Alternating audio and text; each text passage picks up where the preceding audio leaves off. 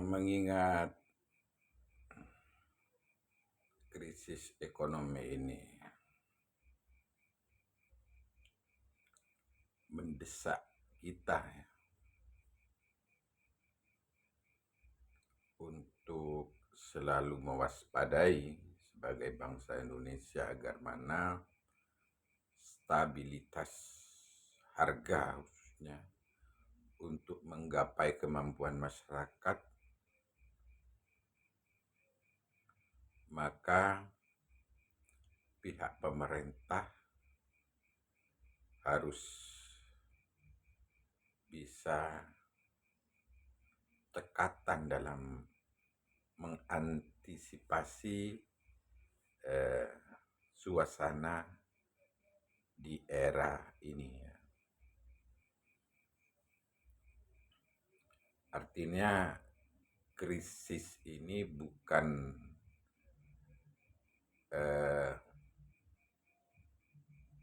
langkah yang gampang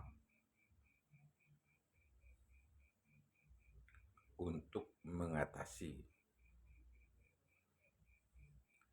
Namun sikap kebersamaan dan menghindari keuntungan pribadi di intern pemerintah. Ini berbicara keuntungan secara universal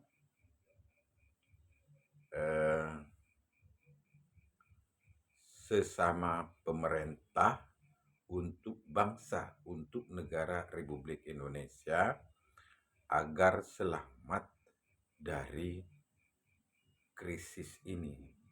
Artinya selamat bukan tidak ada krisis, namun bagaimana bisa mengentas krisis ini seakan-akan Indonesia itu tidak terdampak oleh krisis ekonomi dunia. Tentu ada jalan ya. Yang paling fokus ya, penyebab krisis ini adalah migas. Karena migas ini merupakan tampuk produksi ekonomi kita.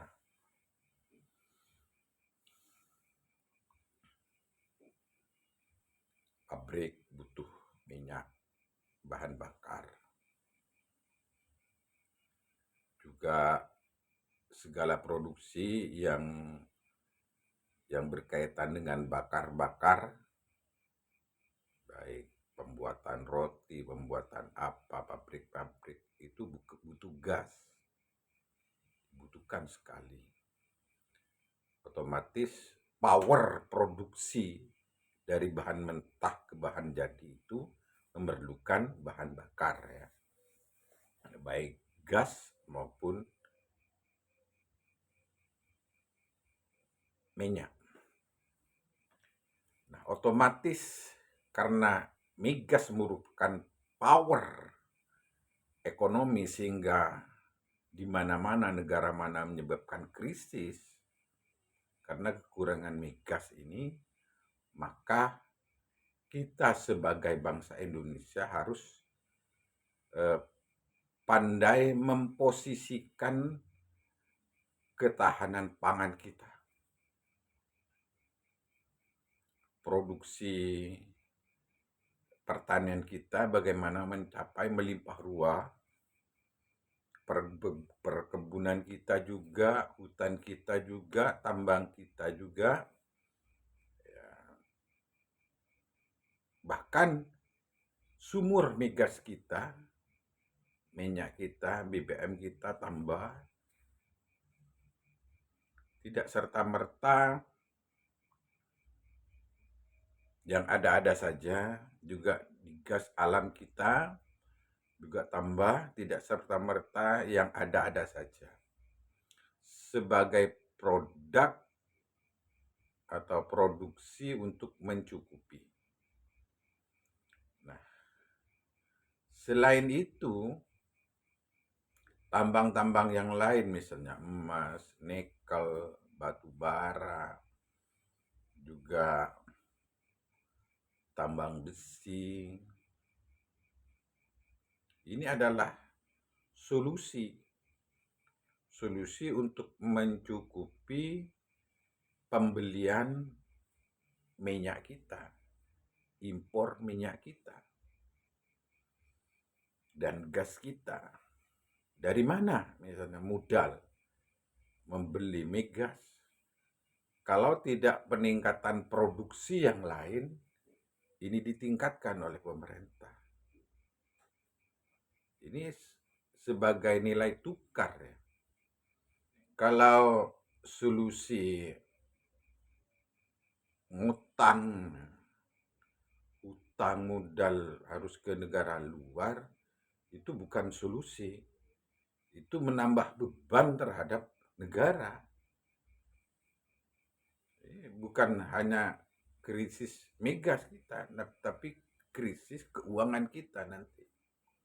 Karena produksi selain migas ini untuk bayar hutang. Nah, otomatis dan negara ini masih banyak hutang, ya kan? Semasa Bapak Jokowi itu negara berhutang, punya hutang 15 triliun lebih. 15.000 triliun lebih ya, ke negara luar. Karena ya di masa Pak Jokowi itu tidak menggapai solusi ini.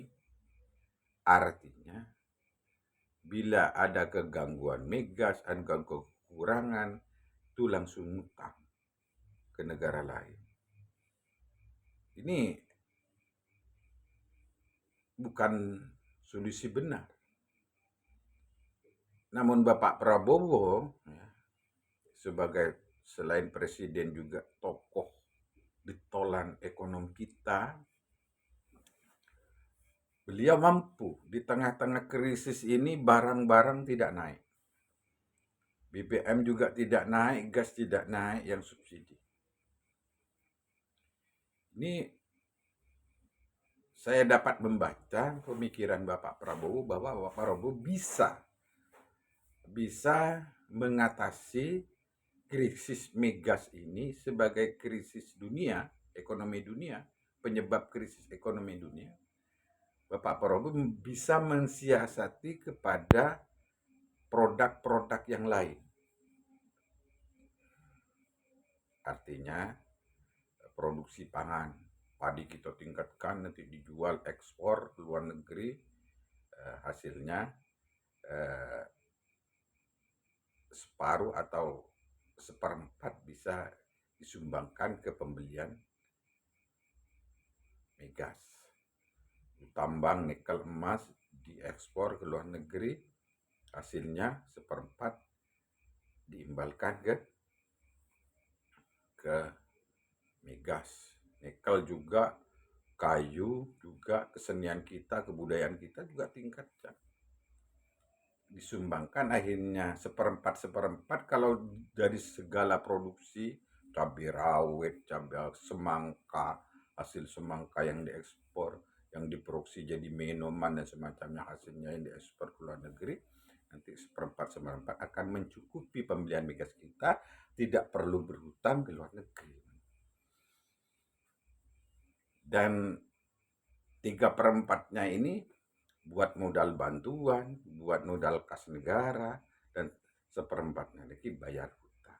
Ini seperempat dari banyaknya produksi ini, hutang yang lebih dari 15.000 triliun ini akan terbayarkan nanti. Jadi beban Indonesia ke depan sudah akan jaya. Kalau tidak punya hutang kan kita akan penghasilan terus. Bila penghasilan terus ya power Indonesia. Mudah-mudahan di masa 1 dan masa 2 Bapak Prabowo ini Indonesia sudah power